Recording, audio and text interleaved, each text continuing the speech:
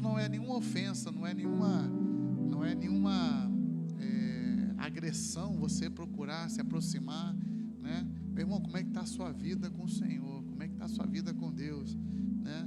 Você está firme, está amando ao Senhor? Porque quando a gente sair daqui, muita coisa vai acontecer, e Deus está dando para nós aqui a oportunidade nesses dias da gente fortalecer o nosso homem interior, o nosso espírito, para que possamos estar prontos, né? E Deus tem nos dado. Algumas pessoas ontem, no final do culto, me procuraram querendo se reconciliar, entregar a vida para Jesus. Glória a Deus, estamos felizes porque Deus está fazendo a obra, não é algo que nós estamos insistindo, é espontâneo, né? Durante a palavra, durante o louvor, Deus tem falado, os corações têm se arrependido, amém, né? Esse é o nosso propósito, dar oportunidade para que Deus fale aos corações, mas o Espírito Santo quer usar você, né? Então, seja jogando futebol, seja no quarto, seja no refeitório, seja em qualquer lugar, lembre-se, o Espírito não tem boca, o Espírito não tem mão, o Espírito não tem pé, não tem braço, mas Ele quer usar suas mãos, seus braços, seus pés, sua boca. Então que você seja esse instrumento, amém? Amém? Vamos colocar de pé? Você já deu aquela espreguiçada boa? Dá uma espreguiçada assim, isso, estica bem os braços, oh, glória a Deus. Agora você vai dar um abraço nesse irmão do seu lado, dizer: bom dia, meu irmão, bom dia, minha irmã. Nós já alimentamos o Espírito, a leitura, agora nós queremos juntos, né, adorar a Deus, poder louvar ao Senhor, amém? Procura a pessoa aqui do seu quarto que você não falou com ela hoje, dá um abraço, diga: paz do Senhor, me desculpa, acordei tão rápido que eu nem falei com você, mas a paz do Senhor, Deus te abençoe, aleluia, amém? Diga comigo assim, ó: vamos adorar a Deus, vamos adorar, aleluia, vamos invocar. Convide a pessoa do seu lado, vamos adorar a Deus, vamos adorar a Deus. Vamos adorar a Deus. Mais uma vez, vamos adorar a Deus. Vamos lá. Vamos adorar a Deus. Vamos adorar a Deus. Vamos invocar seu nome. Vamos adorar a Deus. Ele veio em minha vida, Ele veio em minha vida num dia especial. O que Ele fez? Trocou meu coração por um novo coração, e essa é a razão porque eu digo que vamos adorar a Deus. Convida essa pessoa do lado, assim, vamos adorar a Deus. Feche os seus olhos aí e abra os seus lábios.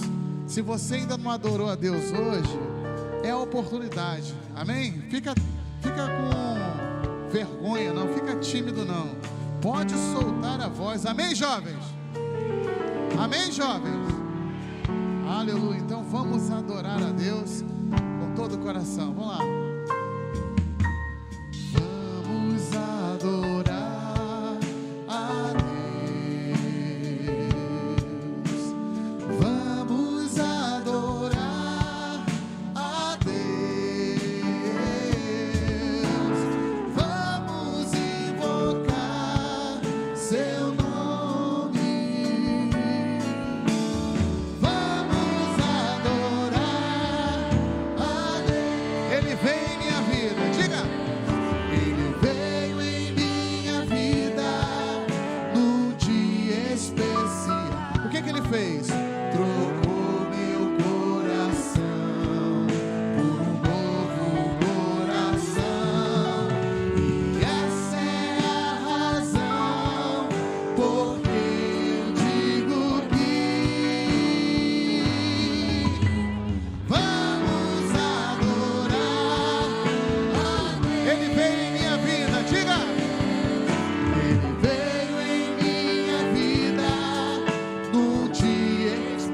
pode ser esse dia. Trocou meu coração por um novo coração, e essa é a razão porque eu digo que vamos adorar a Deus, vamos adorar a Deus, vamos adorar a Deus. Imagine agora, com seus olhos fechados, eleve os seus olhos aos céus. Imagine agora Jesus assentado no seu trono, rodeado com os anjos, e nós agora vamos se unir a esses anjos dos céus e adorar a Jesus, porque Ele é digno de ser exaltado, de ser adorado. Aleluia. Ao que está assentado no trono e ao Cordeiro seja o louvor e a honra e a glória e o domínio pelos séculos dos séculos. Amém. Ao que está sentado, ao que está o Senhor Jesus no trono e ao Cordeiro seja o louvor, seja o louvor e a honra e a glória e o domínio pelos séculos dos séculos. Amém. Ao que está sentado, ao que está assentado,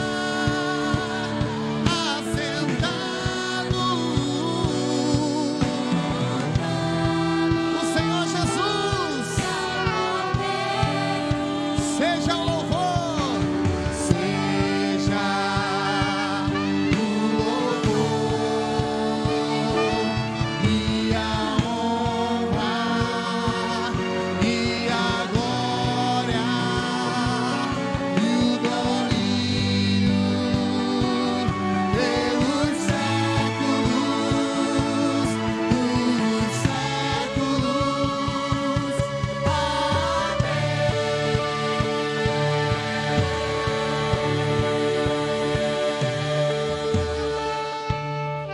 Você concorda com isso? Você concorda com isso? Diga amém. Aleluia, aleluia. Cante comigo assim, ó. Eu te louvarei, Senhor, de todo meu coração. Eu te louvarei,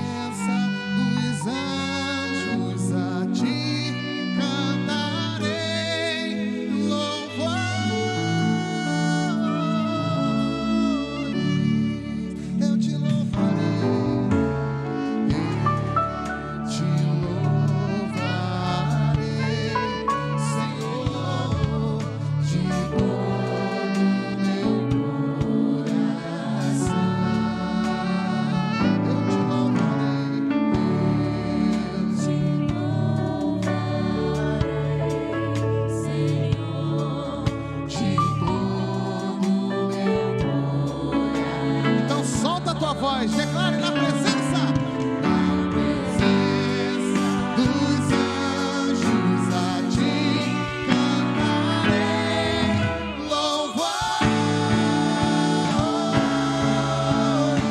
Na presença dos anjos a ti cantarei louvor.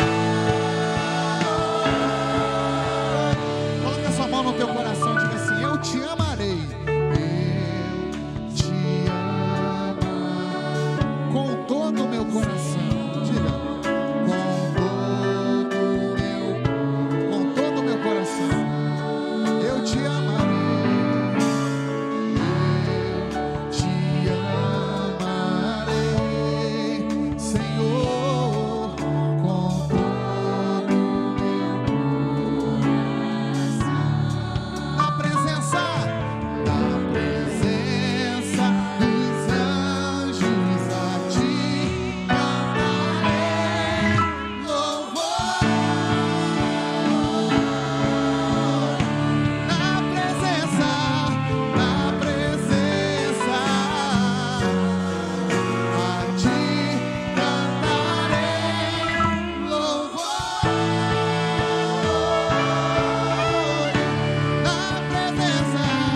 Na presença dos anjos a ti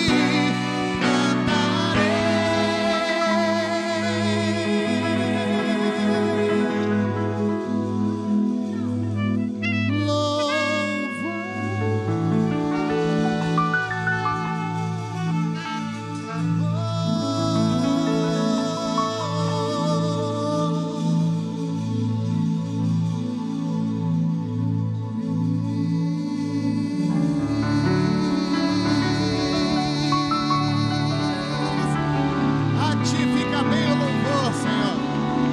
A ti fica bem o louvor, Senhor. Aleluias, aleluia. Amém? Podemos sentar em nome de Jesus. Pastor Érico, nós estamos lendo os Salmos, né? Então, nada melhor do que salmodiar ao Senhor, como esqueci o Salmo número 9, não lembro. Eu te amarei, Senhor, com todo o meu coração, o Salmo 18. Mas, amém, amém e amém. Aleluia, e eu também digo amém, e a paz do Senhor, amém? Glória a Deus, aleluia. Quem é a equipe que vai vencer? Eu acho que nenhuma, hein? Qual é a equipe que vai vencer? Ih, olha aí.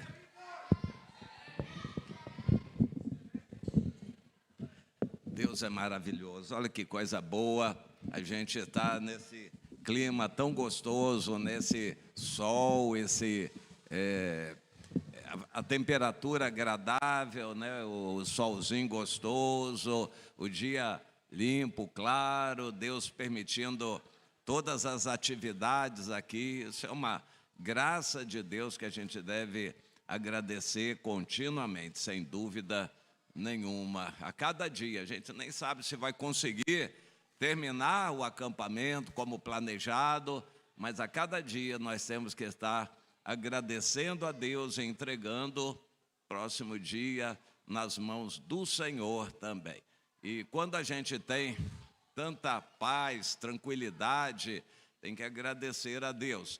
A irmã veio dizer: pois é, uma criança ali caiu e tal, quebrou o dente. Isso poderia acontecer com muitos de nós se não fosse a misericórdia do Senhor. Então, temos que estar agradecendo continuamente.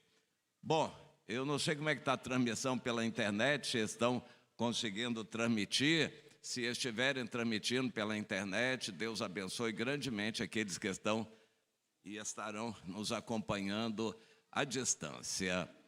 Eu fico contente em ver Deus nos dando oportunidades, mas é sempre bom lembrar que as oportunidades passam. Temos que aproveitar a oportunidade de agora e nem sabemos se vamos ter outra oportunidade. Essa madrugada, por razões assim que Deus sabe, Ele me acordou e ficou como que me revelando. E o assunto para trazer hoje é sobre o tempo. Ontem foi sobre o sangue, a importância do sangue na Bíblia, o sangue que traz vida e também o sangue derramado que caracteriza a morte. O centro da Bíblia é a morte de Jesus. Esse é o centro da Bíblia e nós nunca devemos nos esquecer disso. Por causa disso, Deus manda que a gente celebre periodicamente a ceia do Senhor, para lembrarmos o sangue dele derramado e lembrarmos que nós somos farinha do mesmo saco, ou seja, um pedaço do mesmo pão, do mesmo corpo de Cristo. Ele manda que celebremos para nos lembrarmos, mas é claro que não é só na ceia que a gente vai se lembrar. A cada dia, sempre, nós devemos estar nos lembrando, porque se nós estamos aqui, se você é parte do corpo, é graça e misericórdia do Senhor. Se você está com pecados perdoados e tendo acesso a Deus, é misericórdia de Deus através do sacrifício de Jesus, por causa do sangue. Ninguém chegaria a Deus se não fosse pelo sangue, derramado o sangue de Jesus. E para nós isso é muito importante, estar lembrando do sangue, porque vamos lembrar do nosso sangue também. Quem não estiver debaixo do sangue de Jesus é o seu próprio sangue que vai ser derramado, ou seja, a sua morte por toda a eternidade. Alguns foi lembrado aqui, né, que podem estar por toda a eternidade condenados e duplamente condenados por agravante o fato de terem recebido muito como estão recebendo. Deus espera frutos e resultados. Mas a exortação de Hebreus 12 é que a gente não tem resistido até o sangue. Existem muitos, e hoje é geral querer uma religião incruenta, uma religião sem sacrifício, sem sangue, sem morte, sem perigo. Se houver perigo, não tem reunião. Se houver perigo, a gente não arrisca a vida. Se houver perigo de doença, a gente não arrisca, vai tomar remédio e cuidar da saúde. A gente não depende de milagres de Deus, ou seja, uma religião light, religião humana, e Deus abomina isto.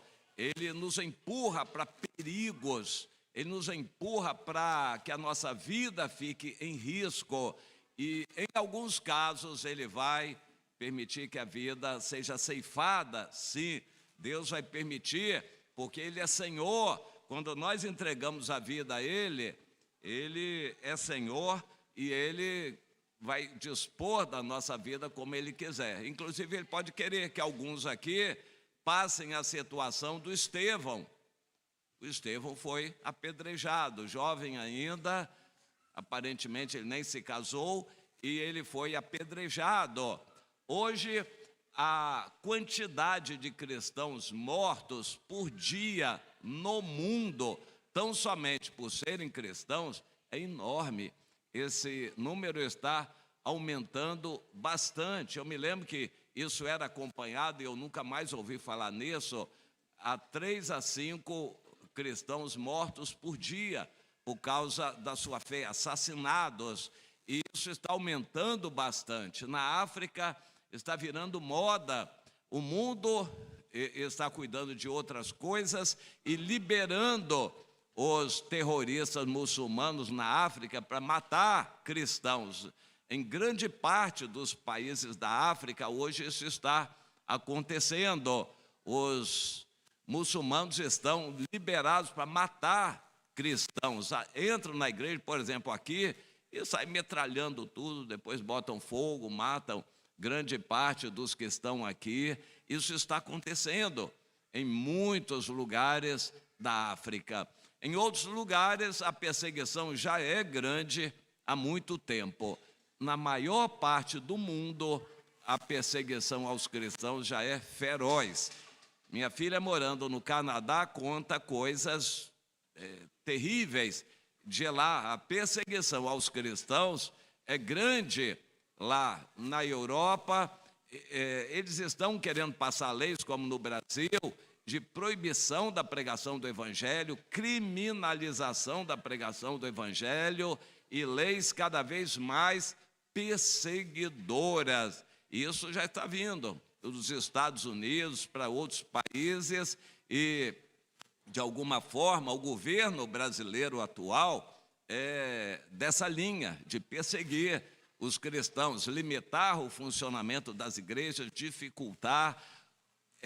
Nós estamos caminhando no Brasil, como em outros lugares do mundo, para uma situação de cada vez mais perigo em ser cristão.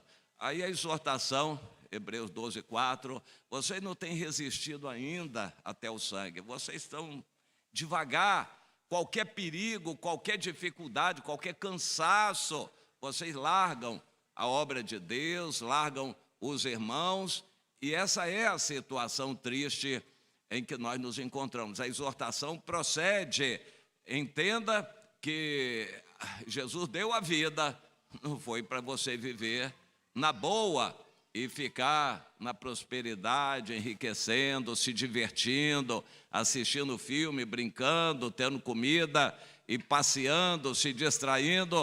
Não foi por isso que Jesus deu a vida. Ele precisa que nós estejamos indo e levando a oportunidade para outros também. E nisso nós vamos encontrar perigos. Alguns, por causa aí do ambiente perigoso, do tráfico, alguns vão encontrar problemas em família, outros vão ter outras dificuldades no ambiente do trabalho, vão ser perseguidos por alguma razão. A situação do Brasil vai apertar também. E Deus nos quer em aliança de sangue com Jesus. Quem entregou a vida é para viver e morrer pelo Senhor, não só viver. Hoje nas igrejas se prega vida em abundância, riqueza, prosperidade, facilidade, bênçãos, cura, milagres, tudo para você se sentir bem. O evangelho do bem-estar antropocêntrico, mas o evangelho não é isto. A nossa aliança é de sangue com Jesus, aliança no sangue dele, envolvendo a nossa morte também. Isso é fundamental e Deus vai apertar conosco cada vez mais por amor, para a salvação, porque quem não estiver assim não vai ser salvo. E é triste a gente imaginar isso, sendo cristão e não sendo salvo. Quando nós acabamos de ler, quando estiverem batendo a porta, Senhor, Senhor, a porta já fechou, o arrebatamento já aconteceu. Quem ficou, ficou e em desespero vai tentar alguma coisa logo depois do arrebatamento, mas não vai adiantar mais. O Senhor vai dizer, nunca te conheci. O Senhor quer nos conhecer agora. Quando chegar em cima da hora, não vai adiantar mais. São várias exortações que a Bíblia deixa a respeito disso. A procrastinação, você que deixa para depois, e o depois nunca vai chegar. Você que precisa se consertar agora e deixa para a semana que vem. Você que precisa fazer uma decisão com o Senhor, deixar um pecado, você fica protelando. Quando você quiser, pode ser tarde demais. Outra expressão que Jesus usa é a seguinte, que a porta é estreita, muitos vão tentar entrar juntos e vão se aglomerar e vão se atrapalhar e dificultar uns aos outros. Situações assim de emergência, por exemplo, sei lá, dá um incêndio aqui, a gente sai correndo, vai todo mundo se atropelar na porta. É isso que Jesus quer dizer. Quando a enfermidade vem, no pânico, desespero, você quer se consertar, a sua cabeça não vai funcionar direito. E quando você estiver num acidente, numa situação assim difícil, pode ser que você queira e não consiga mais. Muitos vão tentar na hora e não vão conseguir. A hora é agora, não é para deixar para depois. Bom, o assunto que Deus me deu, então, é sobre o tempo. O ser humano foi criado eterno, a semelhança de Deus. E no jardim do Éden comeria da árvore da vida e não morreria nunca. Mas o pecado entrou no mundo e estabeleceu alguns limites. Um deles é a morte. Outro limite é o tempo. E pela misericórdia de Deus, ainda naquela época passada, Deus deixou viver quase 1000 anos. Adão viveu 930, o Matusalém 969, e todos viviam muito tempo. Como o pecado aumentou, o Senhor disse: eu vou diminuir esse tempo de pecado e vou limitar a vida humana a 120 anos. No dilúvio, então, ele disse: eu vou limitar. Ainda alguns que vieram, o Noé, antes do dilúvio, ainda viveram mais anos. Alguns viveram 300 e tanto, foram diminuindo esse tempo, 200 e tanto, Abraão ainda 175, e ainda foram vivendo mais, porém caindo, até que o 120 se tornou um limite. Hoje dizem os cientistas que é 115 anos o limite de vida. Se alguém chegar lá, vai ser rara a pessoa. Normalmente ninguém hoje vai passar de 115 anos, na melhor das hipóteses. Mas a média de vida hoje no Brasil está por volta de 70 e alguma coisa, 75 anos é a média, sendo que uns vivem 100, outros vivem 50 e alguns nem 25, e alguns morrem crianças ainda. E isso dá uma média, mas cada vez mais o ser humano vai se embrenhando pelo pecado. Então Deus vai permitir que epidemias, doenças e catástrofes, calamidades e guerras venham para trazer a lembrança da morte. O tempo é limitado. Nós não temos o tempo todo e o nosso tempo pode acabar a qualquer momento. Portanto, a gente tem que considerar o tempo como muito importante na nossa vida. O tempo de Deus se chama hoje. E é o que nós vamos ler aqui. Eu quero começar com Hebreus, no capítulo 3. Hebreus, capítulo 3.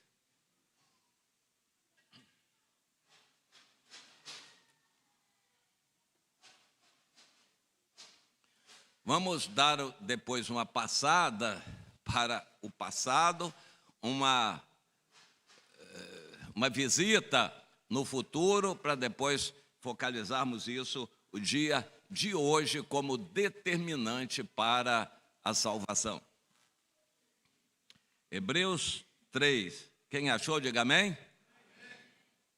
Amém está meio fraco, vamos ver se melhora agora. Qual a equipe que vai ganhar mesmo?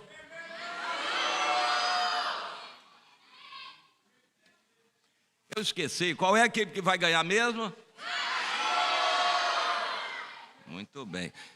Se estiver sendo transmitido, nós estamos no acampamento de jovens aqui, os que são à distância estão percebendo se a população hoje aqui está animada ou não. Então vamos lá, Hebreus capítulo 3. Por isso, santos irmãos, que participais da vocação celestial, considerai atentamente o apóstolo e sumo sacerdote da nossa confissão, Jesus, o qual é fiel àquele que o constituiu, como também o era Moisés em toda a casa de Deus. Jesus, todavia, tem sido considerado digno de tanto maior glória do que Moisés, quanto maior honra do que a casa tem aquele que a estabeleceu. Ou seja, Jesus é superior a Moisés. Como é o nome desse livro que nós estamos lendo? Hebreus. O que significa Hebreus? É algo meio não totalmente definido, mas hebreu é uma palavra quase sinônima de judeu. Define aquele povo. A rigor, se isso vem de Éber, que também não é bem garantido, o Éber é um ancestral do Abraão, e isso vem a incluir outros povos também. Mas na prática são considerados hebreus somente os israelitas, ou os judeus. O idioma que eles falam é o hebraico, de hebreu. A carta é dirigida universalmente, tanto é que ficou constando do cânon sagrado da Bíblia, mas o assunto todo da carta aos hebreus é a explicação da lei de Moisés à luz do Novo Testamento. Nós temos que ter isso muito claro na nossa mente. Quando lemos os Salmos, por exemplo, Salmos pertencem à antiga aliança. Deus não assina embaixo, normalmente, os Salmos. Talvez uma grande parte deles Deus não assine. Não podemos tomar os Salmos como base de doutrina. Os Salmos são expressões do coração. Alguns salmos de euforia, salmos de súplica, salmos de choro, salmos de angústia, salmos de exortação, salmos de ansiedade, enfim. Os salmos são expressões do coração para a gente saber que não era diferente no passado. Porém, precisamos entender sempre, filtrar o entendimento dos salmos à luz do Novo Testamento. Assim, toda a escritura do Antigo Testamento precisamos considerar filtrada através do Novo Testamento. E as coisas são muito diferentes. Na Antiga Aliança tinha que guardar o sábado. E a lei vai voltar a estar em vigor assim na forma de mandamentos, na grande tribulação, que os judeus não vão cumprir, mas no milênio. Assim que houver o arrebatamento da igreja, o Espírito Santo vai sair, vai acabar a nova aliança no sangue de Jesus, a salvação pela graça vai acabar e vai voltar a lei em estar em vigor novamente, e a partir do arrebatamento e entrando pelo milênio. No milênio vai haver templo, sacrifício de animais, e o próprio Jesus vai estar dirigindo tudo isto no milênio.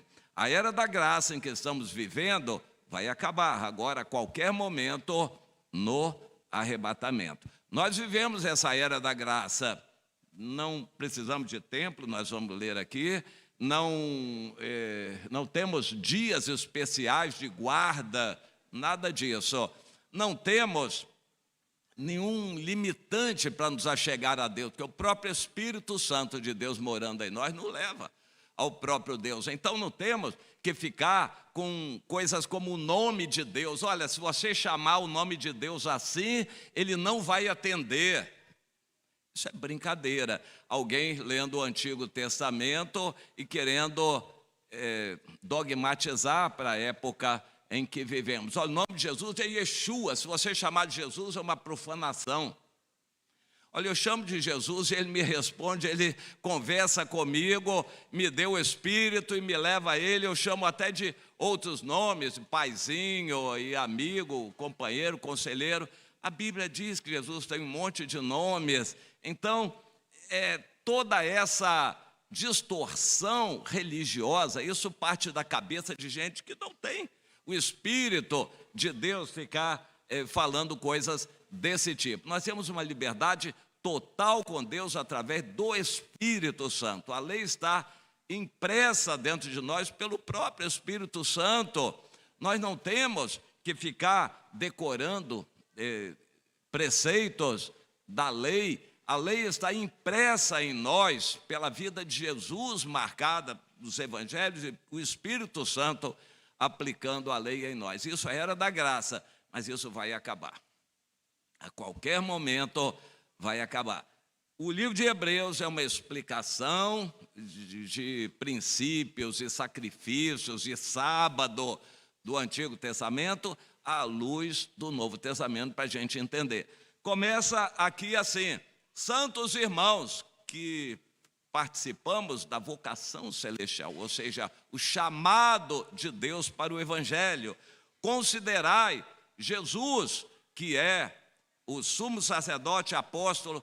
Aqui na terra Jesus não foi chamado de nada disso, não era sacerdote, não era da tribo de Levi, muito menos sumo sacerdote, e não foi chamado de apóstolo, quer dizer, enviado. Mas para nós ele era o enviado de Deus, o grande apóstolo, era não só um sacerdote, não só o sacerdote, é o sumo sacerdote da nossa confissão. Nós confessamos a Jesus como o nosso sumo sacerdote.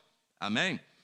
Jesus é superior a Moisés. Moisés deu a lei, é o máximo para os judeus. Para nós é Jesus. Pois toda casa é estabelecida por alguém, mas aquele que estabeleceu todas as coisas é Deus, acima de tudo, e Jesus é Deus. E Moisés era fiel em toda a casa de Deus como servo para testemunho das coisas que haviam de ser anunciadas. Moisés era fiel. Cristo, porém, como filho, tem gente que arranca os cabelos. Jesus, filho de Deus.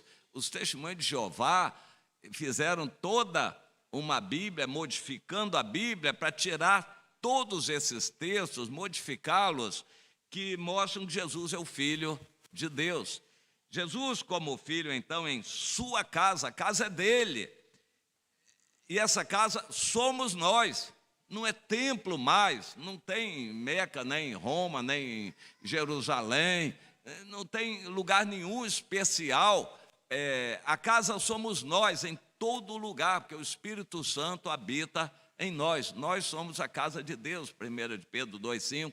Como pedras vivas, nós somos edificados uma casa espiritual para a habitação de Deus em espírito. Essa é a liberdade que temos. A gente vai ver que existe um monte de condicionantes aqui. O ser vai aparecer em muitos lugares, não é para qualquer um. Nós somos casa de Deus, não de qualquer maneira. Vivendo em pecado, vivendo para o mundo, não. Dessa forma, não seremos casa de Deus. Mas quando o Espírito Santo está em nós, não se afastou. O Espírito Santo está em nós, nós somos casa de Deus, habitação de Deus em espírito. O Espírito Santo habita em nós. Isso é claro, tem que ficar contundente para nós. E a gente não abusar disso, pelo contrário, a gente ter temor a Deus por causa disto. O próprio Deus está conosco. Cada passo que dás pelas sendas onde vais, há um Deus que te vê. Cuidado, olhinho no que vê. Cuidado, pezinho onde anda. Cuidado, mãozinha no que toca. Deus te vê, Deus te vê. Deus está conosco. Não pense que você vai fazer alguma coisa escondida. Deus está vendo. Isso precisa trazer temor a nós. O Espírito Santo habita em nós, mesmo que a gente não dê bola para Ele. Mesmo que a gente não dê importância para Ele, mesmo que a gente não busque. Mas o Espírito Santo, se nós entregamos um dia a nossa vida ao Senhor, habita em nós. Até que Ele se afaste, Ele habita em nós. Então o Espírito Santo habita em nós, é o próprio Deus fazendo de nós casa de Deus. Isto ser, a condição aqui, guardarmos firme até o fim a ousadia e a exultação da esperança. Ousadia da fé, que nos traz esperança da volta de Jesus, de que estaremos com Ele. Isso nos deve trazer ousadia. Deus espera de nós que sejamos ousados. Estou lembrando do salmo em que o salmista, supostamente Davi, diz que ele não buscava coisas maravilhosas demais para ele, mas não estamos errados em buscar maravilhas de Deus, o poder, a unção, vitória, poder. Deus, eu vou orar até que o Senhor visite esse bairro aqui com teu poder, Senhor. Hoje está dominado, barricadas, pecado, prostituição, tráfico de drogas. Senhor, eu vou clamar e vou orar e vou clamar até o Senhor operar aqui nesse bairro. Deus não se sente mal quando a gente faz isso, não. Ele vai dizer, fica na tua, rapaz, está pensando que você é o quê? Você aqui quer mudar tudo isso aqui, rapaz? Fica na tua aí, cuida da tua vida. Não, Deus não vai falar isso. Pelo contrário, a gente pode querer coisas maravilhosas. Não demais para a nossa vaidade. Não, eu vou ver o poder de Deus atuar nesse bairro, porque depois todo mundo vai se ajoelhar diante de mim, eu vou ser o maior pregador daqui. Não, não é com esse espírito. Mas se nós quisermos a ousadia da fé, nós vamos poder ver coisas maravilhosas acontecer. E Deus quer que a gente se destaque nessa ousadia da fé. Alguém que deve colocar no seu coração: Senhor, eu quero ser usado por Ti. Bom, 7. Assim, pois, como diz o Espírito Santo, hoje, se ouvirdes, tudo isso pode ser possível hoje. Se ouvirdes a sua voz, não endureçais o vosso coração, como foi na provocação, no dia da tentação no deserto, onde os vossos pais me tentaram, pondo-me à prova, e viram as minhas obras por 40 anos.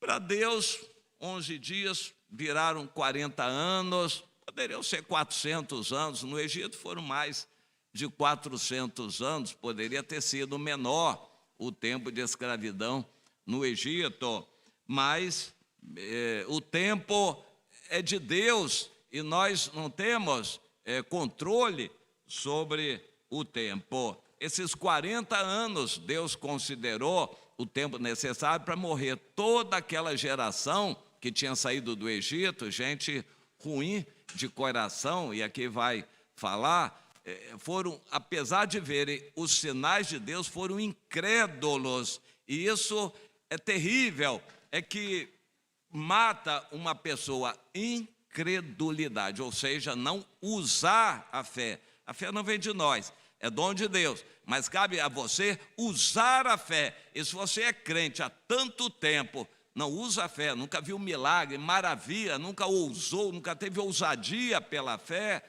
é desonrando o Senhor. Hebreus 11:6, sem fé é impossível agradar a Deus. Como é que você vai agradar a Deus, crente acomodado, não ousa nada, não tem nenhuma vontade de fazer algo para Deus? Por isso o Senhor diz, eu me indignei contra essa geração e disse, estes sempre erram no seu coração. Eles também não conheceram os meus caminhos. Que coisa triste, ser crente e não conhecer os caminhos do Senhor. Ter conhecimento da palavra, o chamado de Deus e não andar nos caminhos do Senhor. Assim jurei, o Senhor diz, na minha ira, por causa disso, não entrarão no meu descanso.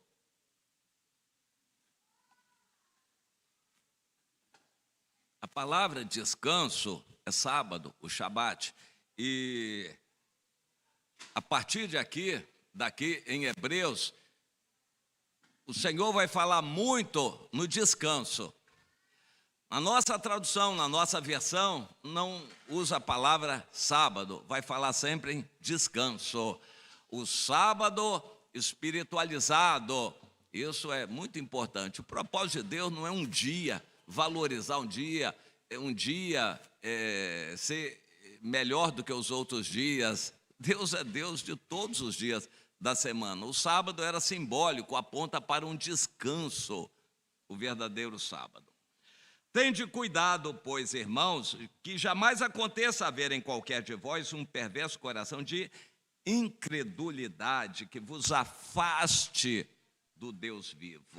Pelo contrário, exortai-vos mutuamente, cada dia durante o tempo que se chama hoje, a fim de que nenhum de vós seja endurecido pelo engano do pecado.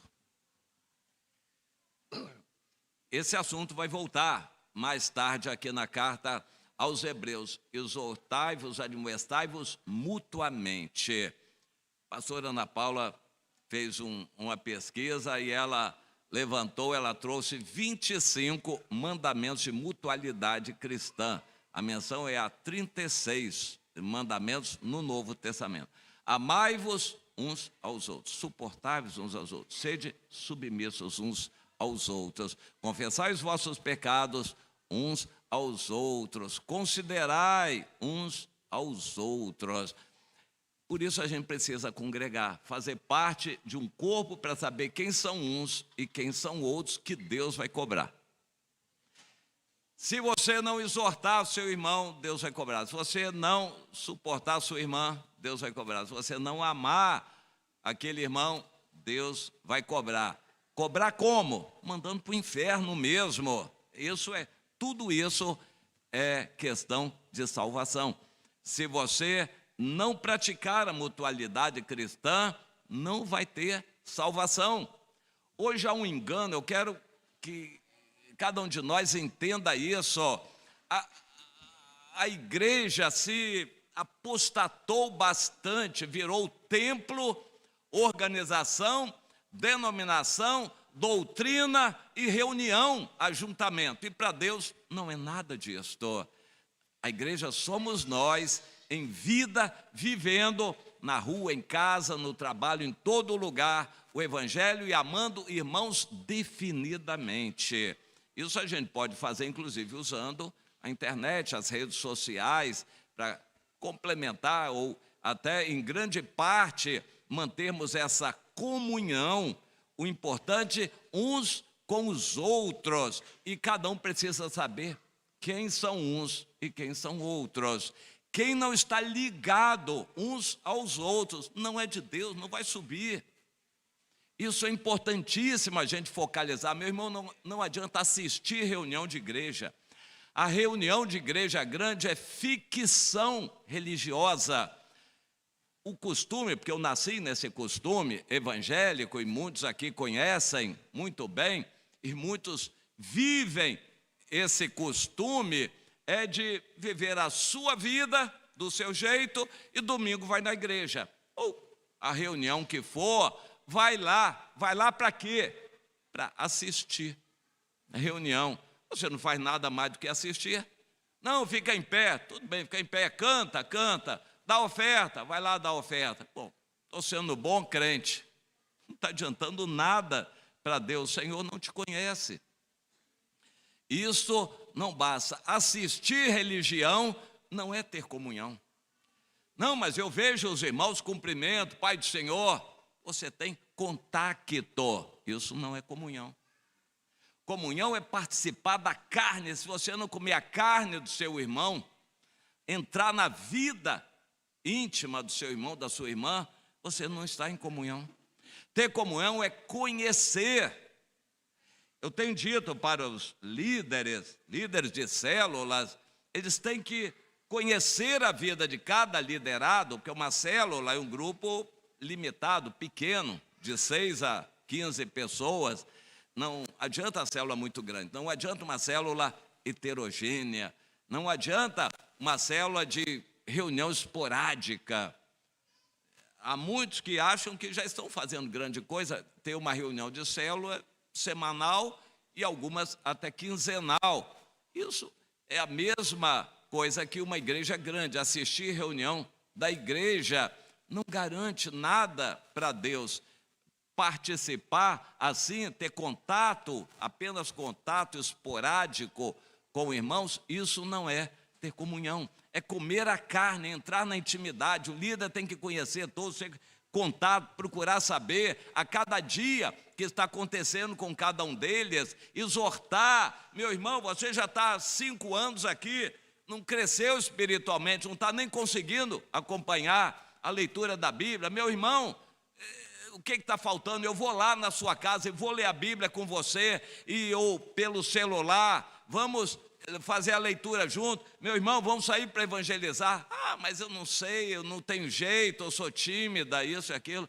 Mas eu vou com você, vamos lá, fale de Jesus, ou vai com a Tainá, fale de Jesus aí, se arrisque, se lance, mas não queira ficar parada. Isto é incredulidade, não crê em tudo que Jesus mandou.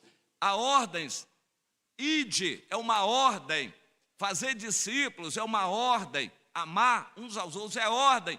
Tem crente que não está fazendo nada disso e está achando que vai ser salvo, porque um dia aceitou Jesus. incredulidade. Isso acaba endurecendo o coração. Em geral, crente velho tem um coração já endurecido. De vez em quando alguém fica bravo comigo. Pastor, o senhor está falando assim, atinge a gente, os crentes velhos. Eu lembro de Jesus, quando falou dos fariseus, sepulcros caiados. Aí os escribas, mas mestre, o senhor nos ofende também. Vocês são piores ainda do que eles, ô escribas. Vocês estão atando fardos pesados sobre os irmãos e vocês nem com o dedo querem ajudar a carregar. Pois é, crente velho, em geral, já endureceu o coração. Pode ser a pregação mais poderosa, a visitação mais gloriosa do Senhor, uma vigília, o poder de Deus se manifestando. O crente velho não muda, endureceu, engano do pecado, foi endurecido pelo engano do pecado.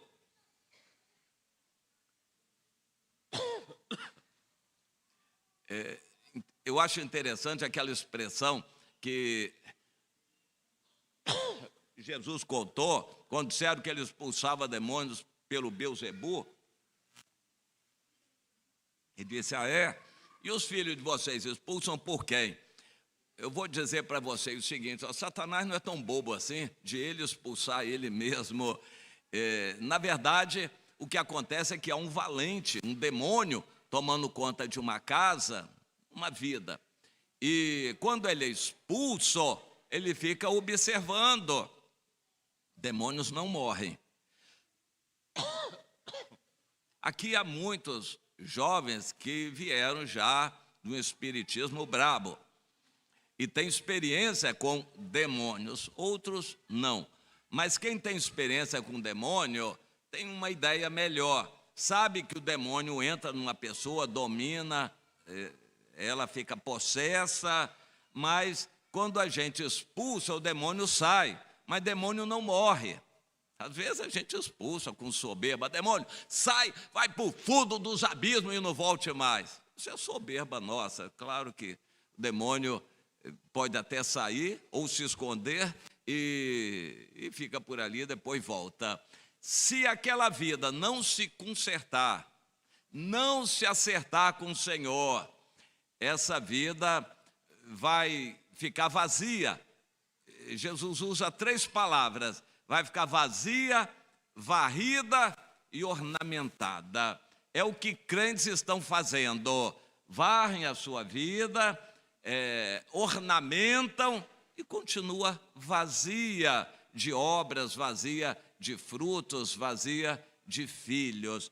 A isso dá legalidade a Satanás de voltar com 7 demônios piores para aquela vida e a situação se torna pior. Como é isso? Um crente que foi liberto e depois ele entrou para a igreja e agora 7 demônios piores. É assim, um crente endurecido pelo engano do pecado é um crente dominado. Se ele não é dirigido pelo Espírito Santo, não produz frutos, não está o dia inteiro envolvido com a obra de Deus, ele está envolvido com avareza, correndo atrás de dinheiro, o eu dele, o conforto, diversão, filmes, né, passatempo, e família, e sexo, e os prazeres sentimentais, e vaidade, roupas e aparência, e carrão, moto bonita e tal.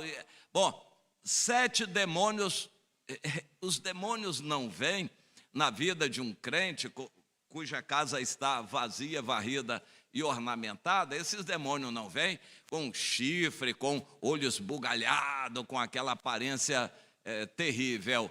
Eles vêm dessa forma sutil, amarrar o crente velho e impedi-lo de dar fruto. Uma pessoa amarrada com família, com dinheiro, com trabalho, com conhecimento, com prazeres, filme, cultura, e, enfim, livros, romances, novelas, televisão e tal. Uma pessoa amarrada com bens materiais, uma pessoa amarrada com dinheiro e com prazeres sentimentais do sexo, é uma pessoa totalmente amarrada e ela não vai conseguir mais dar fruto.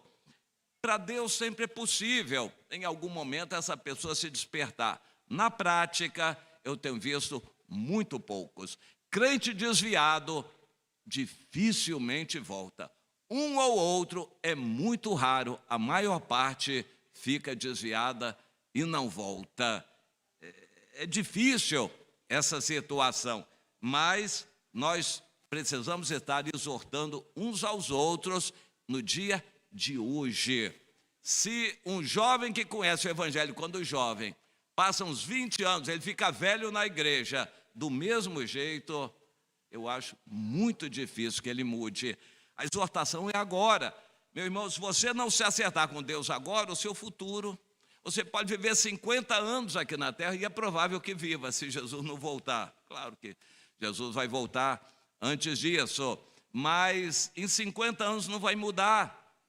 Não vai mudar porque você não quer mudar, já decidiu no dia de hoje que não quer mudar. Quem decide hoje que não quer mudar, pode passar 50 anos, e é provável que Deus deixe 50 anos para dar oportunidade e para mostrar que não adianta. Quem não decide hoje, provavelmente vai passar o resto da vida sem decidir também. Isso é terrível. O tempo de hoje é fundamental, é decisivo. Quem está derrotado no seu coração hoje, provavelmente vai ser derrotado a vida inteira. Então vamos continuar, repetindo 13. Pelo contrário, exortai-vos mutuamente cada dia, durante o tempo que se chama hoje, a fim de que nenhum de vós seja endurecido pelo engano do pecado.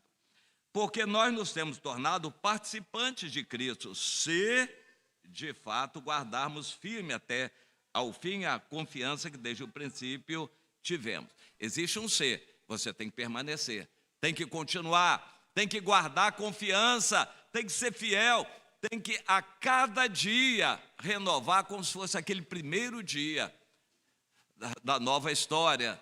Cada dia você tem que se renovar, tomar a cruz, se definir por Jesus, chorar na presença dele, se quebrantar por não estar produzindo mais frutos.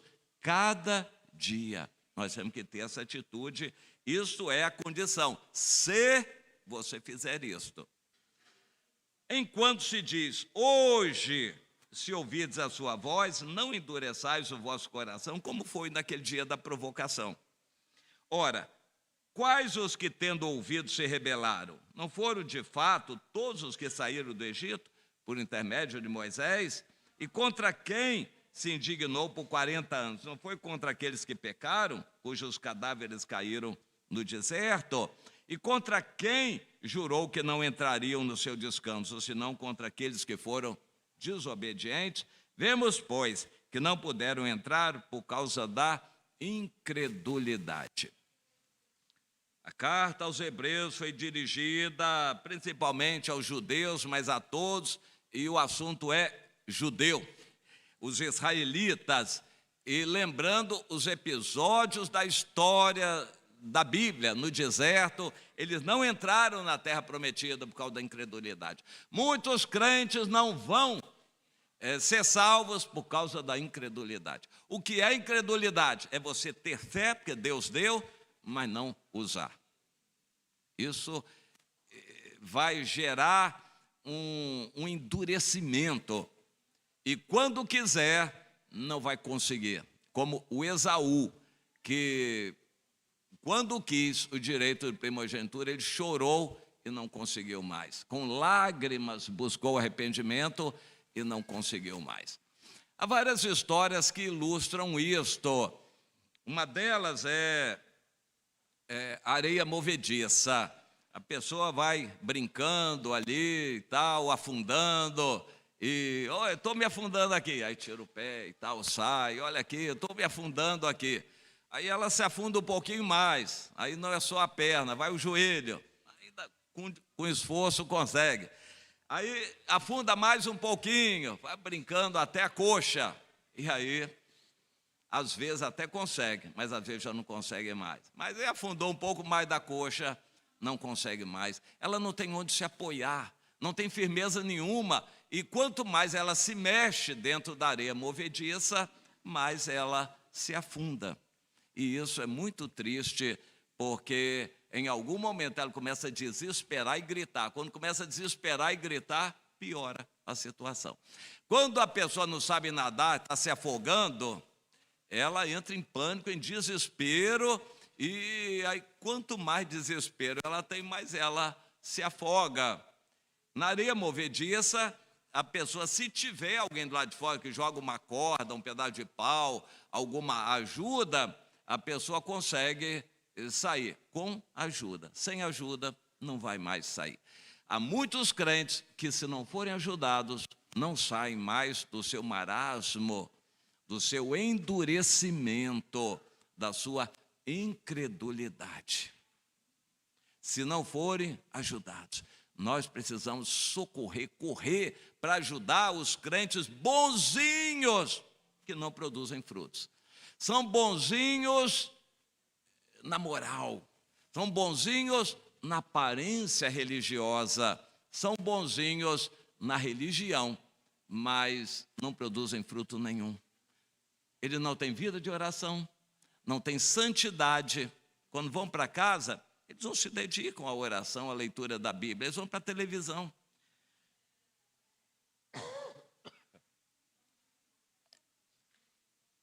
São bonzinhos na moral, mas não têm vida espiritual. Quando encontram alguém estranho, eles não conseguem falar de Jesus. Não conseguem.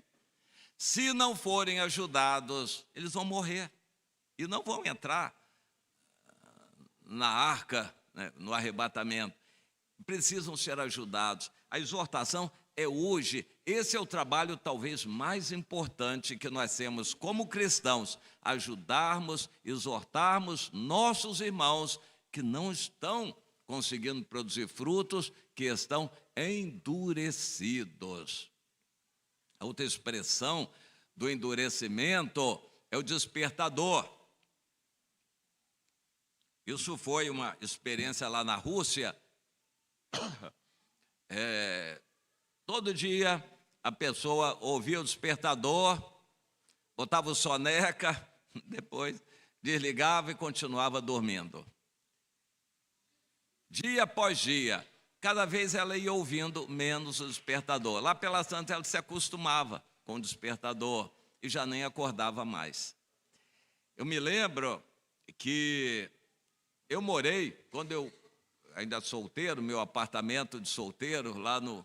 Foi um milagre, meu pai conseguiu alugar aquele kitnetzinha, mas era no centro de Niterói, numa esquina barulhenta, muito barulhenta. Os ônibus passavam ali embaixo, era briga, carro acelerava, buzinava, ônibus. Era uma barulheira muito grande. Eu morava no 9º andar. Quando eu cheguei lá, eu fiquei apavorado. Meu Deus, será que eu vou conseguir dormir aqui com essa barulheira? E o barulho sobe muito mais do que anda na horizontal. 9º andar, que coisa nenhuma. 9º andar faz mais barulho do que lá embaixo. O som sobe. E foi assim. Eu fiquei apavorado, mas depois eu acostumei. Algum tempo depois, eu nem sabia se tinha carro passando ali, buzinando, acelerando. Eu me acostumei com aquele barulho. Vocês querem ver uma coisa? Em alguns lugares, a gente mora debaixo de rotas de aviões. O avião é muito barulhento quando passa por cima. Até isso a gente se acostuma. Eu moro debaixo de uma rota. De vez em quando eles mudam a rota com o vento, mas em grande parte do tempo o avião passa direto. É um barulho grande, mas a gente se acostuma. Lá pelas tantas de noite, a gente não acorda com o barulho do avião. Isso é o ser humano. A gente se endurece, cauteriza, e depois que se acostumou com o barulho do avião, pode passar o avião mais barulhento que for, que você não acorda mais. O Espírito Santo pode sacudir você com exortações que não adianta mais. Um crente velho já recebeu talvez alguns milhares de exortações na sua vida, e receber mais uma, mais outra, já ouviu muitas pregações. Se houver mais uma exortação dura, vai ser apenas mais uma, não vai adiantar. Se não for ajudado, não vai sair da sua situação. Temos que exortar uns aos outros, isso é um trabalho importante. E dia de hoje, o segredo é o dia de hoje. Meu irmão, se hoje você guardar uma pendência no seu coração, já está se condenando, porque amanhã vai aumentar, depois de amanhã piora, e daqui a 3 dias nós não vamos estar mais aqui, você não vai ter ninguém para te ajudar, você vai só piorar na sua situação de endurecimento. Portanto, é hoje, não guarde pendência nenhuma, pecado, confesse tudo, abra o coração, derrame, chore diante de Deus. O dia de hoje é o segredo. Se você não se acertar no dia de hoje, muito provavelmente não vai se acertar nunca. Isso é uma palavra dura, mas é uma realidade prática. Mais um texto agora, aqui em Lucas. Cadê o Lucas? O Lucas capítulo 9 é um capítulo muito interessante. Jesus dá instruções para os 12, para que eles fossem treinando, sair, falando com todos, evangelizar, entrar nas casas.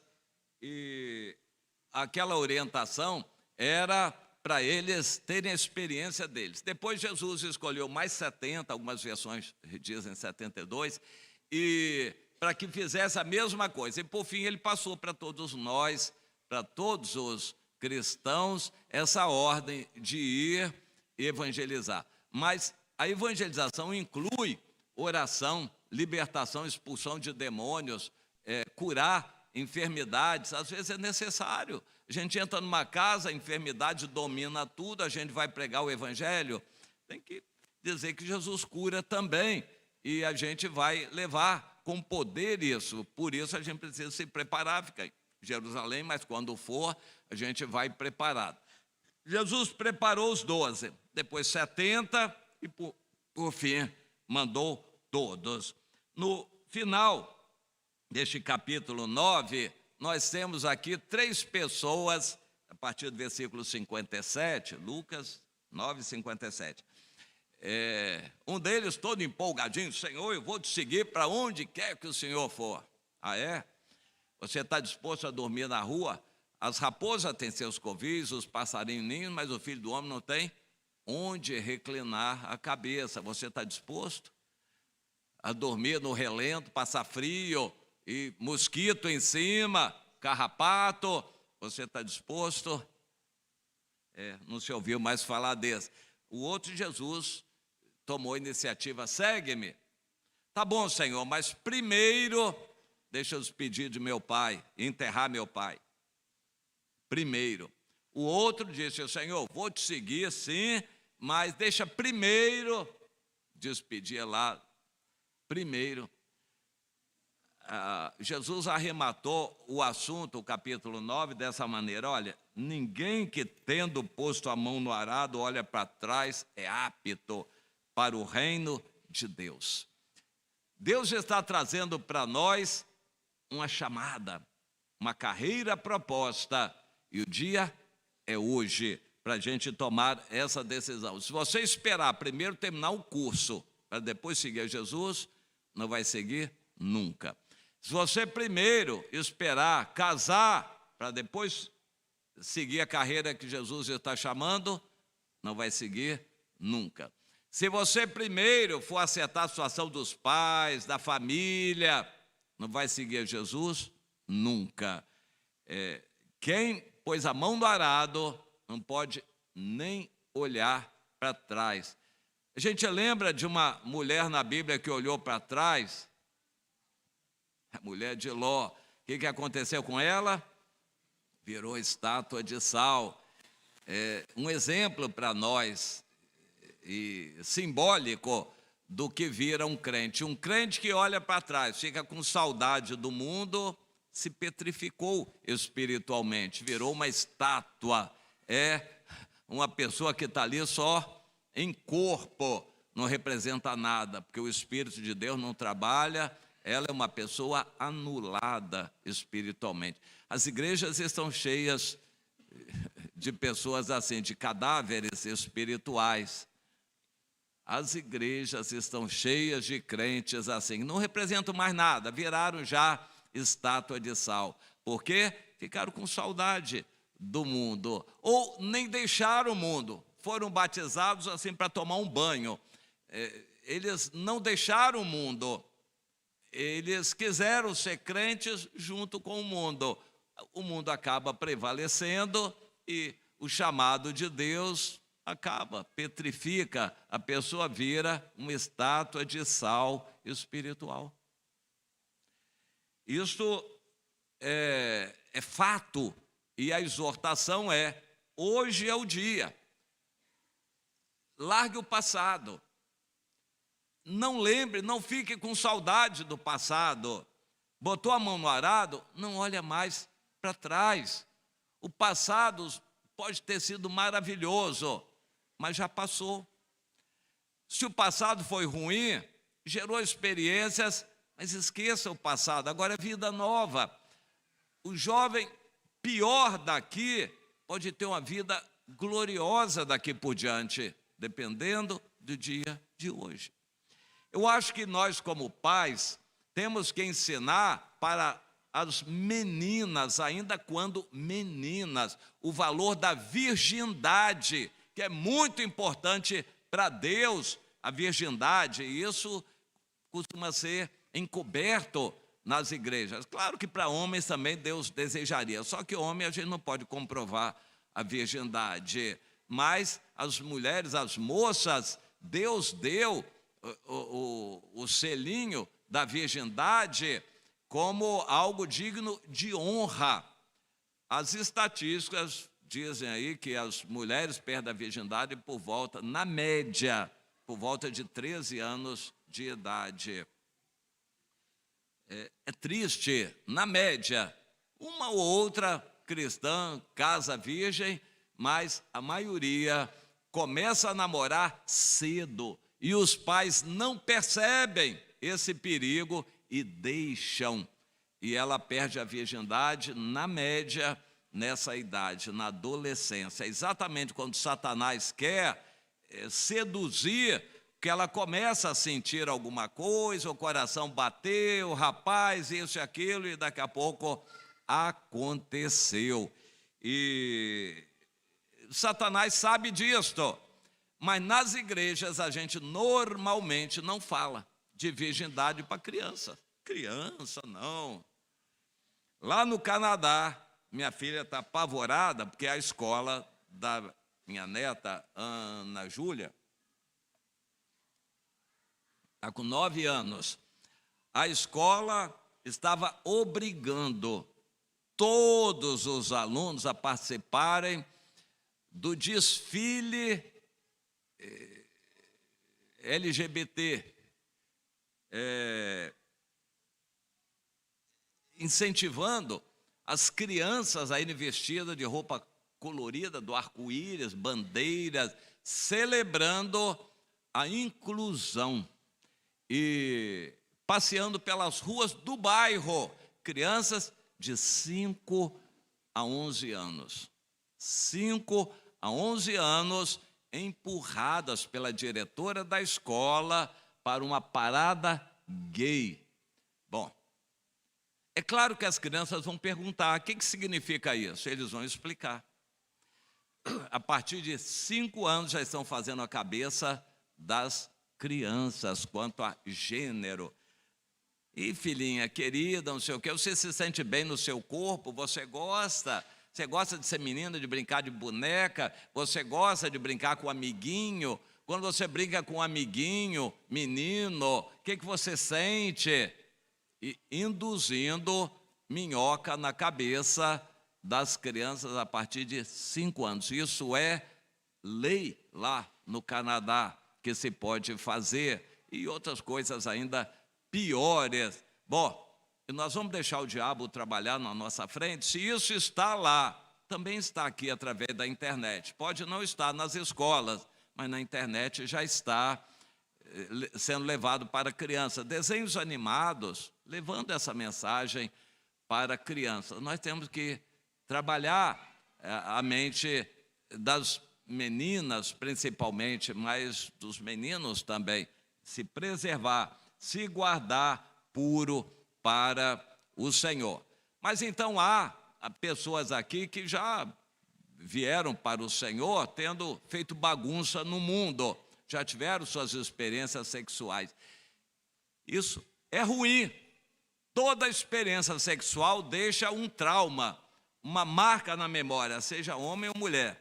Qualquer experiência sexual prévia deixa marca na cabeça, marca psicológica. Nem vou falar marca física, doença, isso, aquilo, não. Vou falar marca psicológica. Toda experiência sexual, ou até quase sexual, mesmo que não chegue ao finalmente, traz marca psicológica. Ninguém nunca vai se esquecer da primeira relação sexual. Como é que foi, com quem foi, detalhes, ninguém nunca vai se esquecer.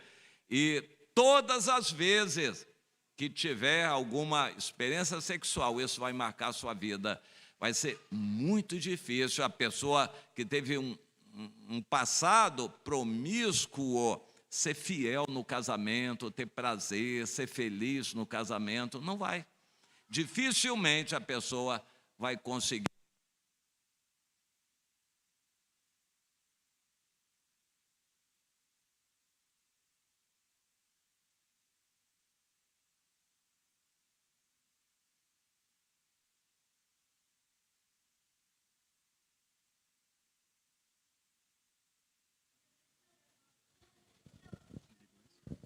Glória a Deus.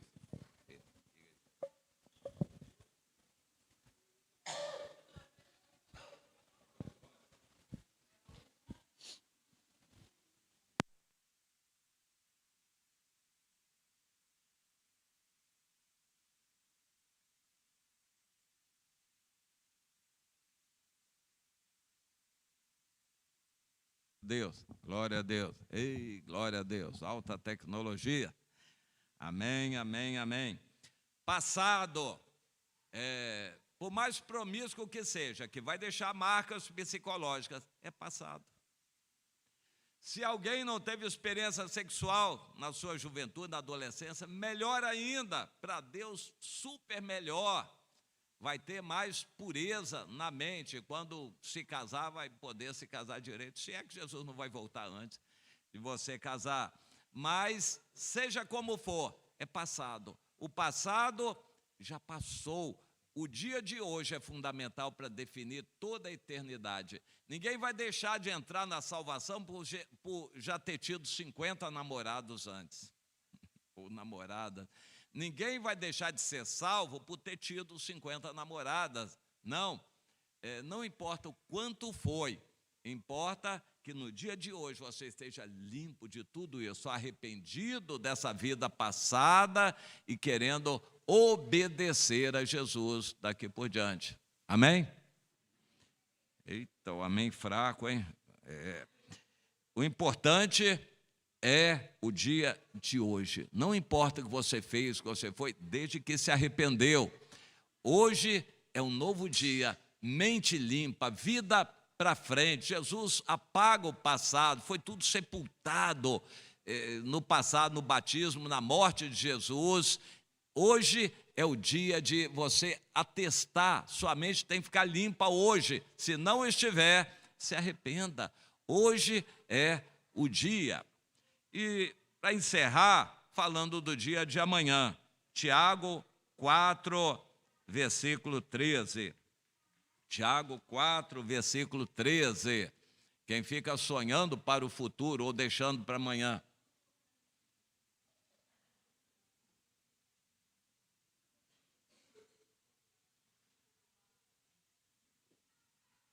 Aqui eu estou vendo algum jovem ali chamado Júnior. de costa para cá. Acharam aí Tiago 4,13?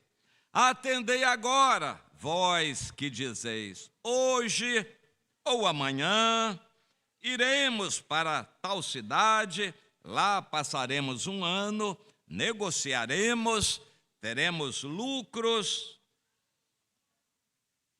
Vós não sabeis o que sucederá amanhã, que é a vossa vida.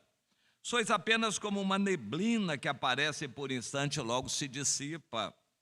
Em vez disso, devia dizer, se o Senhor quiser, não só viveremos, como também faremos isto ou aquilo. Agora, entretanto, vos jaquetais das vossas arrogantes pretensões.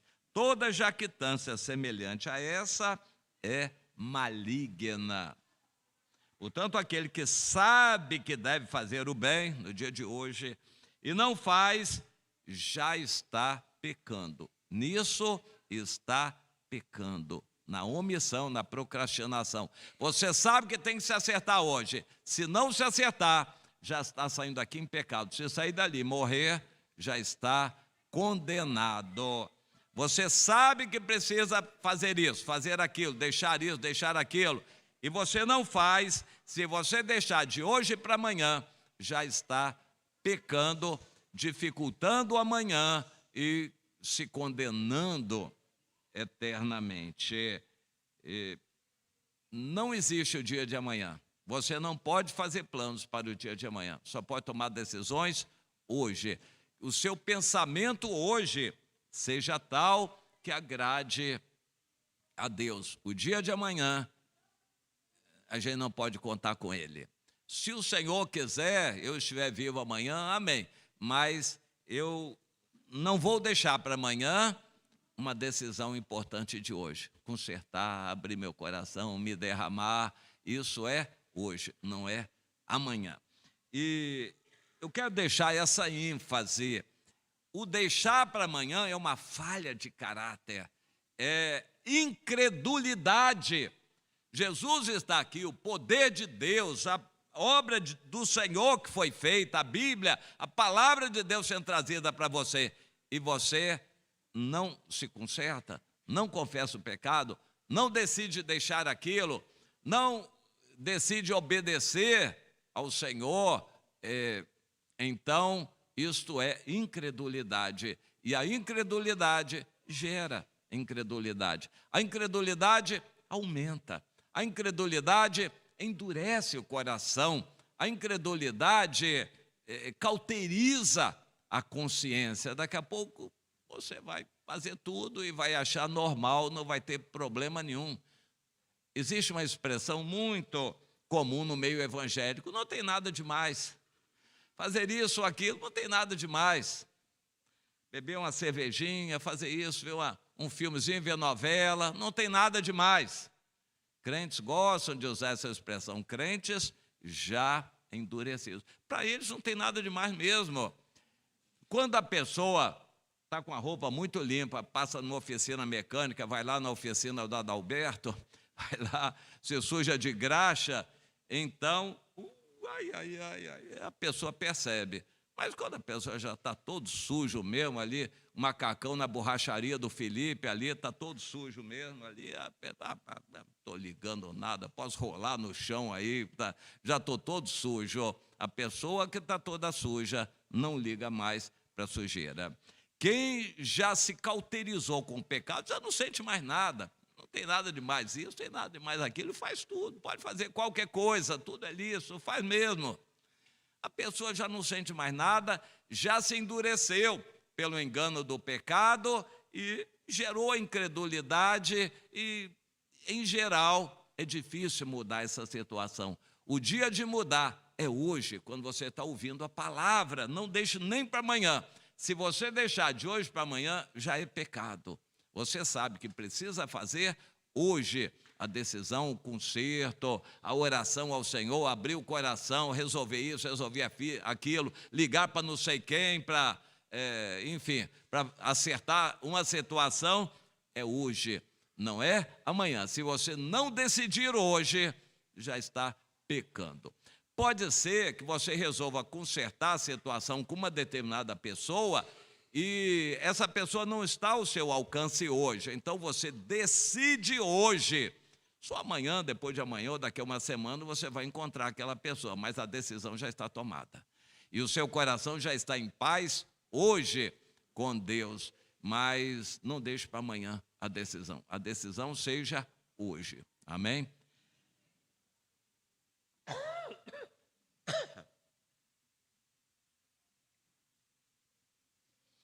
Espero que Deus tenha falado ao coração de cada um, alertando para o dia de hoje. Não adianta nem sonhar com amanhã. Você hoje é jovem, depois vai ser adulto, se casar, fazer isso, aquilo. Você não sabe se vai conseguir. Pode ser que Deus não queira. Você não vai ter essa fase adulta, vai ser só jovem. É hoje o dia de amanhã não existe para nós. Se o seu coração não está decidido hoje, isso já é incredulidade e estará aumentando a cada dia.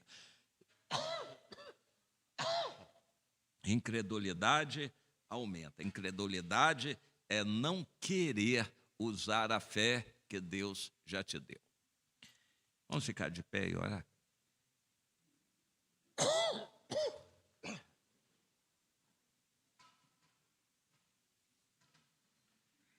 Blixara pruxure cantare cante que coive de cantaralai coi de bábios.